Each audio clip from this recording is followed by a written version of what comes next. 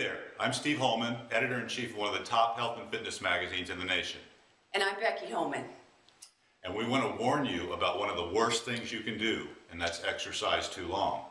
And the reason is it ages you faster. We'll explain why in the article below and on the next page. The good news is you do not need surgery or supplements. You can start at any age and at any time. It's been scientifically proven the longer you work out, the faster you're going to age. We all want to move, look, and feel much younger, and we'll show you how. Just imagine this. What if there was a way to work out 90 minutes a week? Not 90 minutes a day, 90 minutes a week. And you could reverse the aging process, you could lose weight, you could tone your body, and you could look and feel great.